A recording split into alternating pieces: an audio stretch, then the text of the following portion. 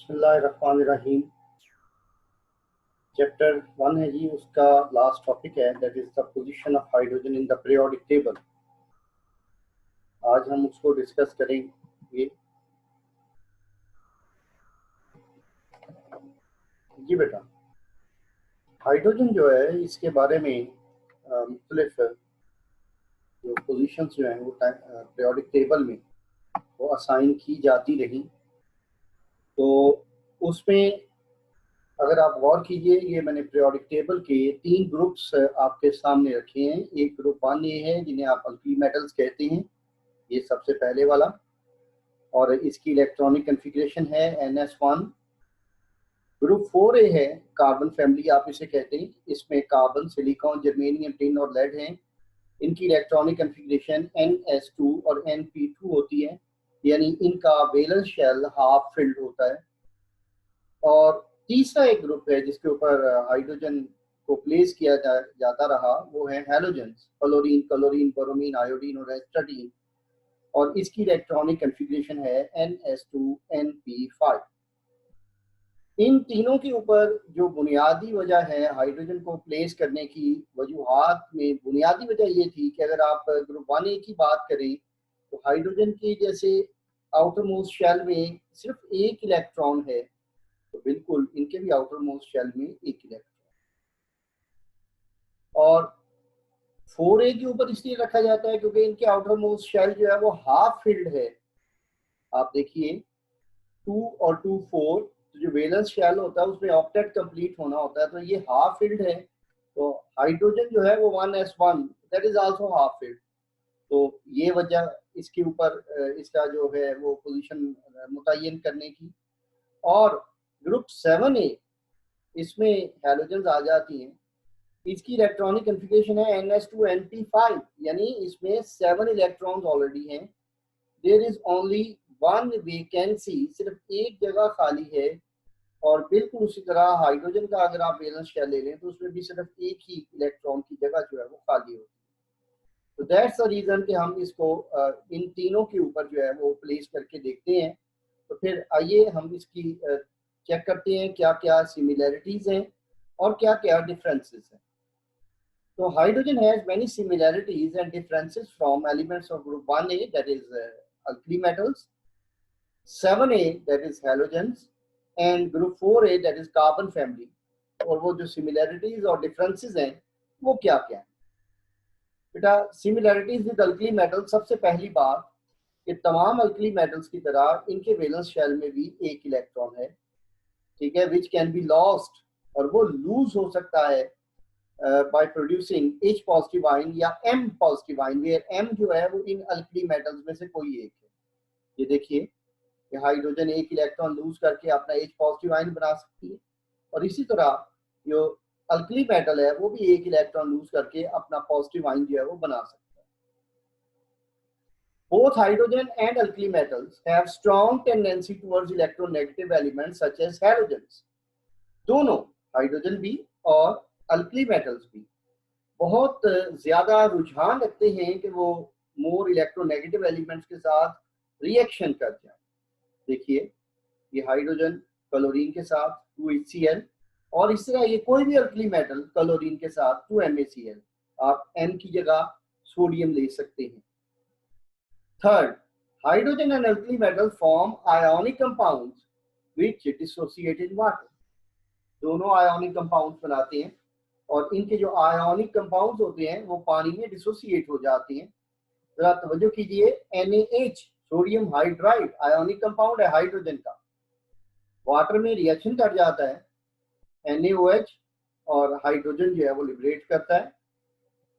और NaCl अगर आप इसको पानी में डालें तो ये आपको अब दिख रहा होगा, ये सिर्फ डिसोसिएट करता है अपने आयंस, ठीक है जी बेटा।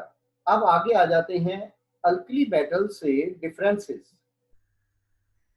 हाइड्रोजन नॉन मेटल है, और जो अल्कली मेटल्स हैं they are perfect metals, true sense, उनके अंदर फ्री इलेक्ट्रॉन्स होते हैं और वो अच्छे कंडक्टर होते हैं इलेक्ट्रिसिटी के, तो दैट इज मेटल।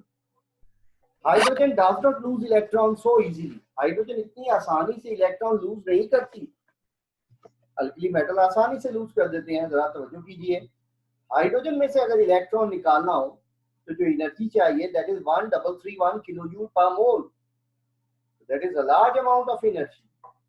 और अगर आप सोडियम में से निकालना चाहें तो that only requires 496 kilo joule per mole of energy, that is not too much as compare to hydrogen, वो कम है। तो वो हाइड्रोजन आसानी से लूज नहीं करती, अल्कली मेटल्स इलेक्ट्रॉन आसानी से लूज कर देते।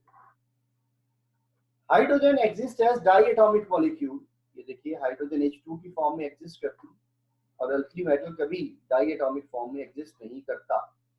ये आगे बेटा इसके डिफरेंसेस, ये जो मैंने इनके सिमिलैरिटीज और डिफरेंसेस अलग-अलग करके दिए हैं, इसकी एक बुनियादी वजह ये है कि बोर्ड में ये शॉर्ट क्वेश्चन के तौर पे भी पूछे जा सकते हैं।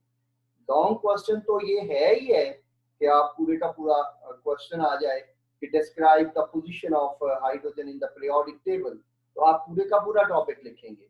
लेकिन जैसा शॉर्ट क्वेश्चन पूछा जाए उसके मुताबिक मैंने हेडिंग्स लगा दिए हैं, आप उसके मुताबिक अपनी चीज सिलेक्ट करके उसके आंसर में लिख सकते। जैसे मान लीजिए आपसे कहा जाए कि give differences of hydrogen from alkali metals, तो आप सिंपली ये 3 पॉइंट्स लिखेंगे, ठीक है जी। तो आगे आ जाते जी similarities with halogen. Hydrogen gas और ज्यादातर हैलोजन जैसे फ्लोरीन भी गैस है और क्लोरीन भी गैस है। हाइड्रोजन डाई एटॉमिक फॉर्म में एग्जिस्ट करती है H2 की फॉर्म में, और बिल्कुल इसी तरह से फ्लोरीन, क्लोरीन, ब्रोमीन वगैरह जो है वो भी डाई एटॉमिक फॉर्म में एग्जिस्ट करती है। हाइड्रोजन और हैलोजन मैंने जब आगाज किया तो मैंने इलेक्ट्रॉनिक कॉन्फ़िगरेशन आपके साथ डिस्कस की, क्या कि इनके वैलेंस शेल में एक इलेक्ट्रॉन चाहिए होता है टू कंप्लीट इट्स ऑक्टेट। तो हाइड्रोजन का वैलेंस शेल होता है पहला और उसमें डबलेट पूरा होना होता है, एक हाइड्रोजन का इलेक्ट्रॉन है, एक और चाहिए, ठीक है। तो आप ये कह सकते हैं कि हाइड्रोजन और हैलोजन दोनों को एक एक इलेक्ट्रॉन चाहिए अपना वैलेंस शेल कंप्लीट करने के लिए। Hydrogen and halogen exist as stable anions, दोनों अपने एनाइंस बनाते हैं। हाइड्रोजन का एनाइन H नेगेटिव आइन और हैलोजन का एनाइन तो आपको पता ही है, फ्लोराइड, क्लोराइड, ब्रोमाइड, आयोडाइड, और वो अल्कली मेटल्स के साथ दोनों ही आयोनिक कंपाउंड्स बनाते हैं। तवज्जो फरमाइए, ये अल्कली मेटल सोडियम के साथ हाइड्रोजन सोडियम हाइड्राइड बनाता है, इसमें सोडियम पे पॉजिटिव चार्ज है, हाइड्रोजन पे नेगेटिव चार्ज है, this is an ionic compound. और आपको पता ही है कि सोडियम हाइड्रोजन के साथ भी आयोनिक कंपाउंड बनाता है। जी बेटा आगे आ जाते हैं इसके differences from the hydrogen. Hydrogen अपना इलेक्ट्रॉन लूज करके कैटाइन बनाती, हैलोजन नहीं कर सकते, ये पहला डिफरेंस। हाइड्रोजन ऑक्सीजन के साथ जब कंबाइन करती है तो आपको पता है वो वाटर बनाती, और वाटर बड़ा स्टेबल मतलब है कि कंपाउंड है, और जबकि ऑक्साइड्स ऑफ हैलोजन जो होते हैं वो हाईली अनस्टेबल हैं और वो एसिडिक होती हैं, जैसे Cl2O7, ठीक है। यहाँ मैं आपको बताता चलूं, अगर थोड़ा सा मुझे आप अगर आप देखिए कि हाइड्रोजन जो है इसका जो ऑक्साइड है that is hydrogen oxide, that is water, वो ये है, that is very stable.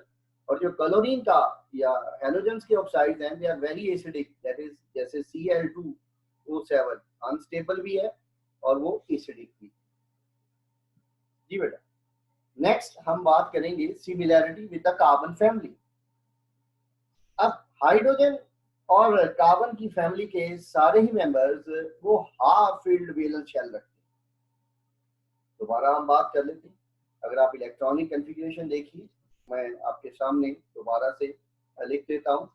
Hydrogen की क्या है जी, हाइड्रोजन की 1s1, that is half filled, और जितने भी हैलोजेंस हैं उनकी क्या है Ns2 कार्बन सॉरी, और Np2 कितने इलेक्ट्रॉन हुए 4 electrons, that is also half filled.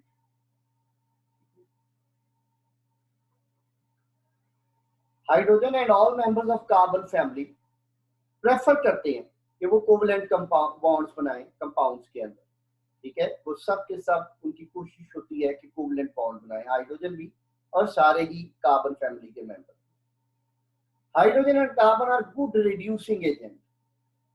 Reducing agent वो होते हैं जो दूसरों की रिडक्शन करवाते हैं। जैसे ये देखिए, हाइड्रोजन कॉपर ऑक्साइड के साथ अगर आप इसको हीट कर दें तो कॉपर अलग हो जाएगा। कॉपर में से ऑक्सीजन को निकाल के ले गया। बेटे दूसरी चीजों में से अगर ऑक्सीजन को रिमूव हो जाए तो हम इसको कहते हैं रिडक्शन हो गई। तो हाइड्रोजन ने रिडक्शन करवाई है, so hydrogen is a reducing agent. Similarly tin oxide ले लें, आप इसको कार्बन के साथ हीट कर दें तो यहाँ carbon as a reducing agent आप देख रहे हैं, उसने टिन ऑक्साइड में से ऑक्सीजन जो है वो निकाल के। अगली बात, differences from carbon family. Differences में पहला डिफरेंस है कि कार्बन और सिलिकॉन के अंदर कैटिनेशन होती है। What is catenation?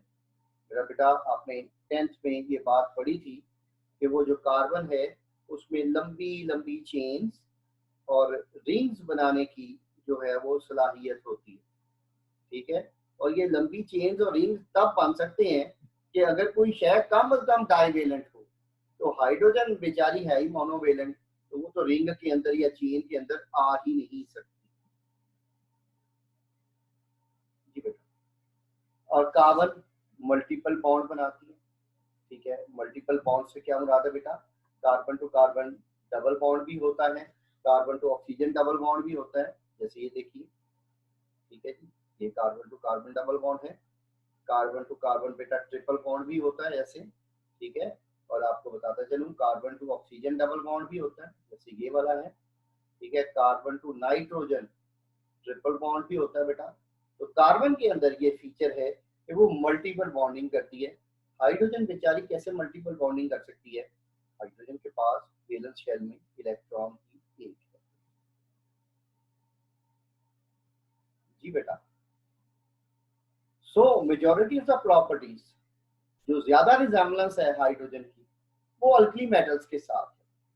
तो लिहाजा इसीलिए पीरियोडिक टेबल में अगर आपको याद हो, हमने ये देखा हुआ है, पीरियोडिक टेबल में अगर आपके पास बुक भी अवेलेबल हो तो देखिए वो ग्रुप 1A के ऊपर उसको प्लेस किया गया है। क्यों 1A के ऊपर प्लेस किया गया है, क्यों अल्कली मेटल्स के ऊपर प्लेस किया गया है? The answer is very simple कि उसके सबसे ज्यादा सिमिलैरिटीज और सबसे स्ट्रॉन्ग सिमिलैरिटीज जो है वो अल्कली मेटल्स के साथ, ठीक है जी। इस तरह से हमारा ये चैप्टर बेटे वाइंड अप हुआ। तो अब इंशाल्लाह कल हम जो है वो सेकंड चैप्टर का आगाज करेंगे, ठीक है। आज के लिए इतने पे ही इक्तफा कीजिए। तो इसमें जो बाकी बातें हैं वो हम इंशाल्लाह कल जो है वो कंटिन्यू करेंगे। कोई क्वेश्चंस अगर आपके जहन में उठें तो आप कल जो है वो पूछ सकते हैं। थैंक यू वेरी मच जी। अल्लाह आपका हम